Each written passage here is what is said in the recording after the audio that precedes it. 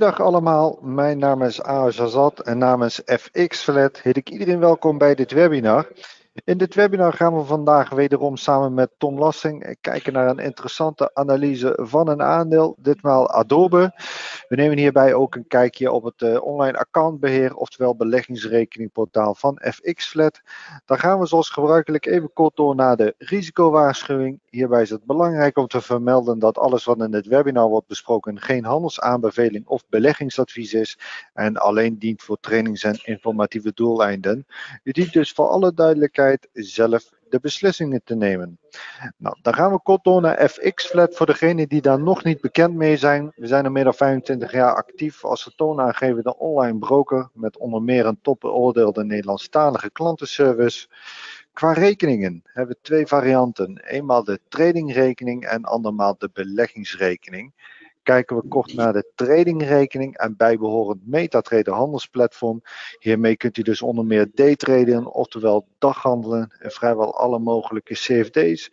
Denk hierbij bijvoorbeeld aan aandelen CFD's, future CFD's, indexen, maar ook vooral de Forex CFD's. En die zijn dan dus allemaal te daghandelen, oftewel te daytraden met €0 transactiekosten.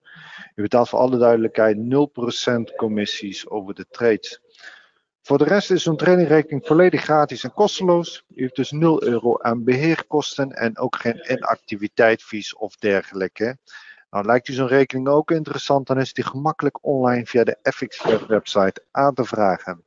Wat verder nog vrij uitzonderlijk is en waar we ook heel erg trots op zijn bij FX-Flat, dat is onze hoge depositogarantie tot maar liefst €1 miljoen voor de MetaTrader tradingrekeningen.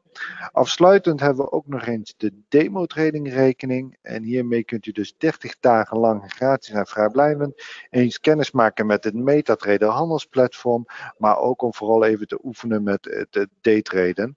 U ontvangt hier bovendien ook nog eens de real-time koersen erbij. Nou, dan gaan we door naar de beleggingsrekening en bijbehorend online accountbeheer, waar we vandaag samen met Tom ook een kijkje op nemen. Ja, met deze rekening kunt u vooral wereldwijd beleggen op meer dan 135 beurzen in 33 landen wereldwijd. En vrijwel alle mogelijke effecten, denk je bijvoorbeeld aan Nederlandse aandelen, opties, ETF's enzovoort, vanaf €1,90. Ook bij deze beleggingsrekening geldt dat u geen beheerkosten heeft en het openen van zo'n beleggingsrekening gaat gemakkelijk online via de FX-Flat website. Nou, wat verder nog handig kan zijn is de mogelijkheid tot een depootoverdracht. Dus wilt u de overstap maken van uw huidige broker naar FX-Flat, dan kunt u eventueel op die manier gemakkelijk uw effectenportefeuille overdragen. Wat verder nog handig kan zijn is de mogelijkheid tot het openen van een zakelijke beleggingsrekening. Als een van de weinige online brokers bieden we de mogelijkheid nog aan. Dus heeft u bijvoorbeeld een BV of een eenmanszaak en wilt u ook genieten van de vele voordelen wat het met zich meebrengt, kunt u uiteraard bij ons terecht. Afsluitend hebben we ook de demo-beleggingsrekeningen in twee varianten. Eenmaal het Trader Workstation, het handelsplatform, die dus te downloaden is via de FX-Flat website. En anderzijds de paper trading demo-rekening, die één op één hetzelfde uitziet als het online accountbeheer, waar we zo meteen een kijkje naar nemen. En die krijgt u voor alle duidelijkheid bij het openen van een live beleggingsrekening. Nou, dat gezegd hebbende, als er eventueel nog vragen of opmerkingen zijn tijdens het webinar, laat ze gerust achter, dan pakken we die samen op. En dan gaan we door naar Tom. Goedemiddag Tom, welkom. Hi Aras. Vandaag wederom een interessante analyse, Adobe. Ik ben zelf ook heel erg benieuwd, dus laten we beginnen. Ja, dankjewel. Welkom iedereen. Adobe, we kennen het van de PDF's. Adobe Reader was een PDF-reader. En het is een softwarebedrijf, een groot softwarebedrijf. Het is $232 miljard waard. Dat is toch een behoorlijk stevig bedrag. En ik wil het daar eens over gaan hebben. De koers-winstverhouding is op dit moment 46,7.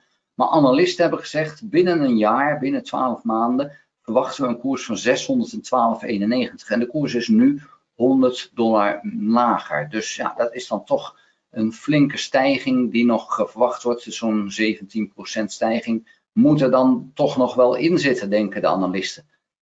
Is dat zo? Verwacht ik dat ook? Nou, daar wil ik het met je over gaan hebben. En we gaan eens eventjes kijken naar de statistiek. En we zien dat volgend jaar de koers-winstverhouding net onder de 30 komt te liggen. En de PEG-ratio is bijna een kleine 2. Onder de 1 is koopwaardig. Dus het is een duur aandeel. En dat hoeft niet ernstig te zijn, maar het is wel stevig gewaardeerd. Profit margin bijna 25%, operating margin 35%. Kan ik geen commentaar op hebben, is gewoon fantastisch. Return on assets 15,6 en return on equity 34,2. Ook daar kan ik geen commentaar op hebben, want het is gewoon hartstikke goed. Dan de omzet 20,4 miljard ten opzichte van de waardering. 1/10 van eigenlijk de waardering is de omzet. Is dat wel vrij laag, moet ik zeggen. Er zijn bedrijven die hebben dat nog veel extremer, maar ik vind het voor zo'n groot bedrijf een vrij laag omzet. Er zit wel een groei in, 10%, en de winst groeide 21,5%. Dus ook dat is helemaal niet slecht. Dan de short positie is 1,79%. Dat is toch wel behoorlijk hoor voor zo'n groot bedrijf. Ze hebben 8 miljard cash, 6 miljard schuld en een vrije kasstroom van 6,5 miljard. Ook daar kan ik gewoon geen klachten over hebben. Ze keren overigens geen dividend uit. De laatste keer dat ze dividend hebben uitgekeerd was in 2005. Dus bijna 20 jaar geleden dat ze dat voor het laatst hebben gedaan. Vind ik geen goede zaak. Ik heb liever een klein stukje dividend, dan zijn ze alerter op de kaspositie. En nu gaan ze steeds meer geld krijgen in kas. En wat gaan ze daarmee doen? Dat is maar de vraag dan natuurlijk. Nou, dan wie zitten erin? Vanguard, BlackRock, State Street, daar zijn ze. Gewone hoeveelheid die daarin zitten. Dus dat is geen verrassing. Dan de directieleden. Ja, dan zie je een aantal hebben dus verkocht. Geen enorme bedragen, maar ze zijn wel aan het verkopen geweest, recent. Dus dat is dan toch niet zo'n positief teken. En een van de dingen die mij opvalt, als ik iemand zou vragen wie is de CEO van Adobe, bedrijf van 232 miljard waarde, dan denk ik niet dat er ook maar één iemand is die dat kan vertellen. Nou, ik zal het je vertellen, want dat is deze meneer, Shantanu Narayan. Dat is de CEO. Totaal onbekende persoon.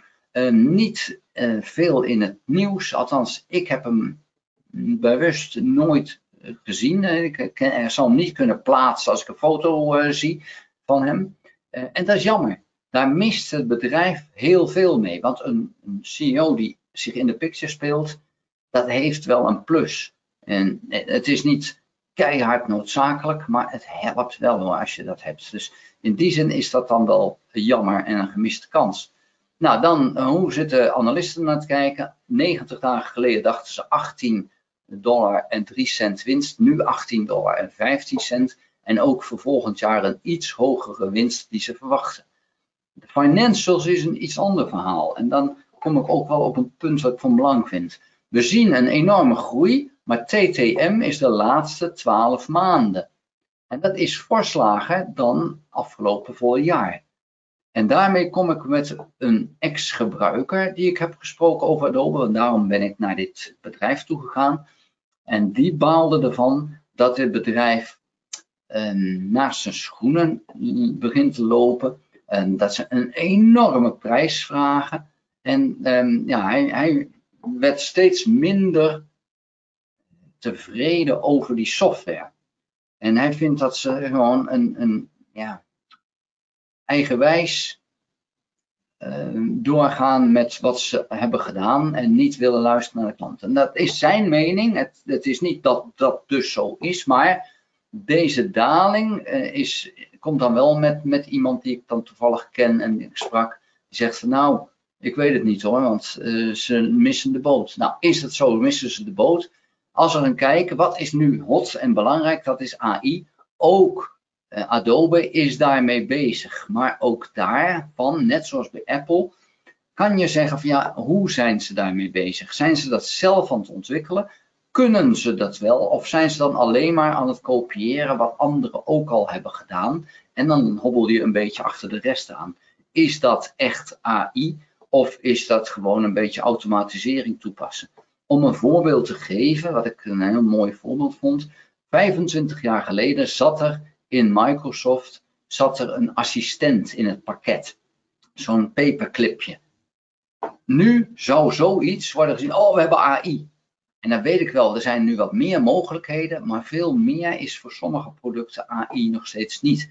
Het is gewoon het vastleggen van een aantal antwoorden op vragen die zijn gesteld.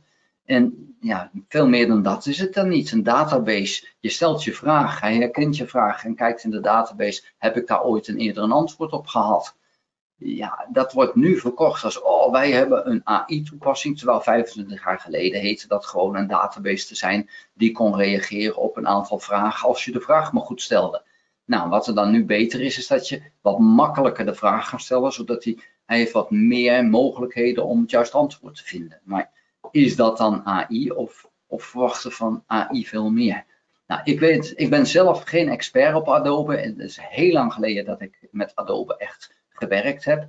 Ik denk dat met name grote bedrijven, en dan praat ik echt over wereldwijd werkende bedrijven, dat die nog steeds veel met Adobe software werken. Het is goede software en het is prachtig om samen te werken, ook op afstand.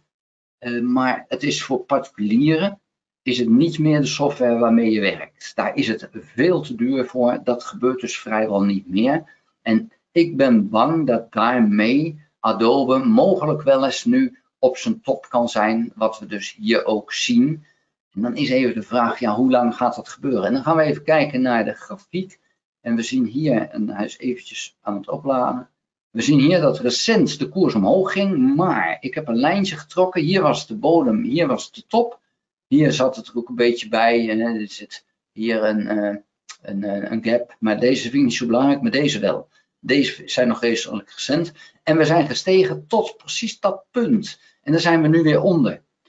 Op het moment dat we onder dit lijntje zijn, denk ik dat je niet in die aandelen moet stappen als je ze nog niet hebt. Komen we erboven, dan kan gaan gelden wat die analisten ook gaan aangeven van nou, we kunnen boven de 600 komen. Maar dan moet hij wel eerst boven dit lijntje komen. Waar zit het lijntje? Nou, grofweg, en dan ga ik hier even kijken of ik hem kan vinden, waar we dan zitten.